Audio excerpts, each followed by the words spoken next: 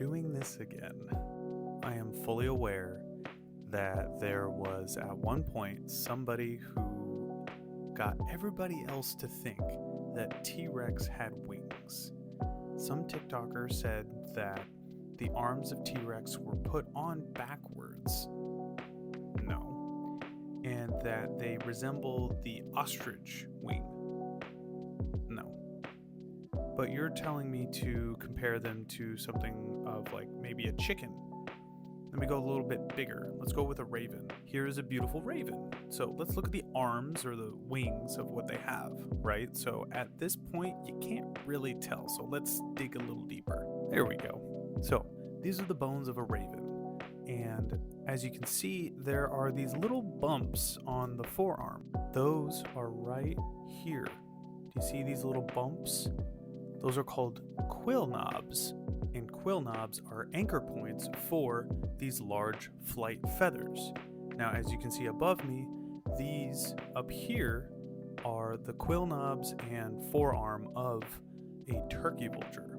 And even further up, this is the forearm or the wing of Velociraptor. They have the exact same kind of quill knobs as a turkey vulture. Now, if we look at this replica of Sue, the Tyrannosaurus Rex, which was found fully articulated, which means that the full skeleton was basically put together. It was 90% in the ground, all put together.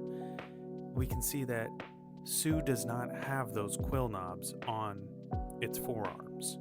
And T-Rex doesn't hold its arms like birds do. They can't fold their wrists in like birds can. Now, if we look at Velociraptor, look at the wrists. Look at the way that it holds its hands, just like a bird. When it comes to T-Rex having feathers, there's very little evidence. Its cousins like Guanglong and Dailong, I believe, have some remnants of feathering. Eutyrannus is a tyrannosaurid, and it is fully covered from head to toe with feathers, and it's about 20 or so feet long. It's pretty big. But with Tyrannosaurus Rex, it's too big. Feathers are used to cool down an animal and to keep, trap in heat. And with Tyrannosaurus Rex, being as big as it was, being a warm-blooded animal, having the ability to control its own body heat, wings, feathers, that kind of thing just are not for Tyrannosaurus Rex.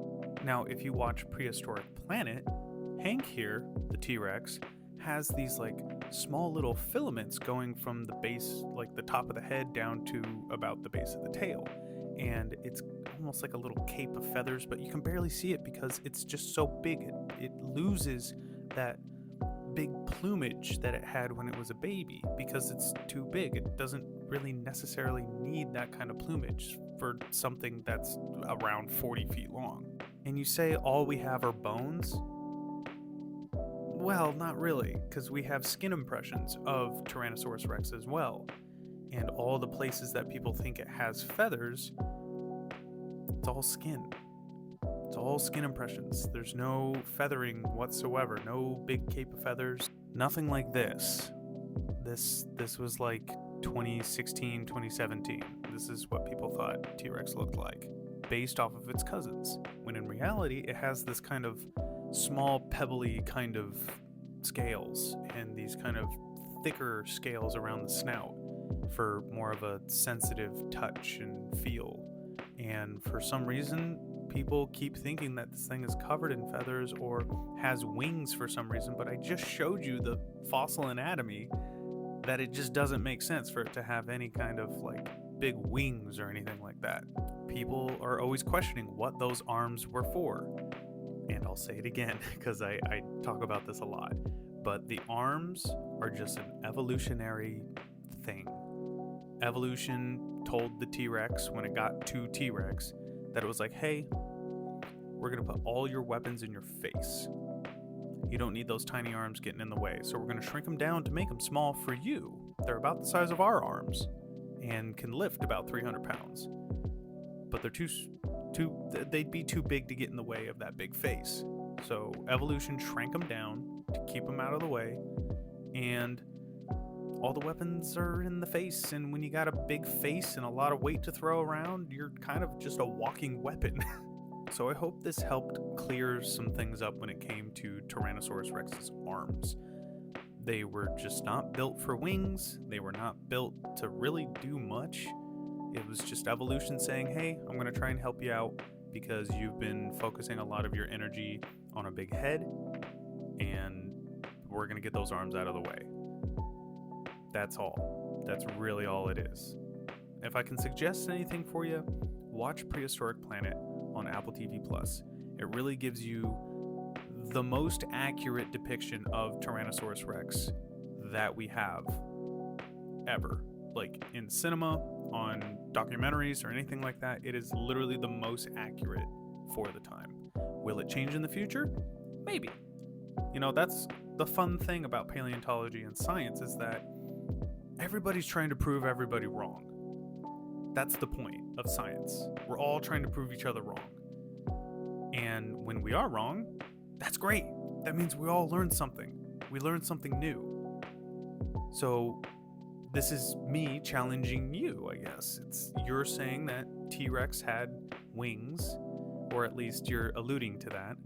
And I'm saying, well, based off of my evidence that I've shown, there is no evidence for wings. There are dinosaurs that did have feathers. There are dinosaurs that actually literally had wings. There are some dinosaurs that had wings on their legs as well as their arms.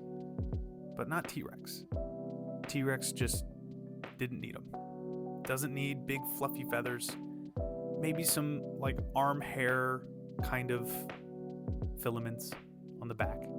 Stuff like that. Remnants of when it was a kid, you know? But no wings. Don't need no wings. But if you think I'm wrong, prove me wrong. And either make a video or show me a paper or something like that, and I'll read it, and I'll be happy to say that I was wrong.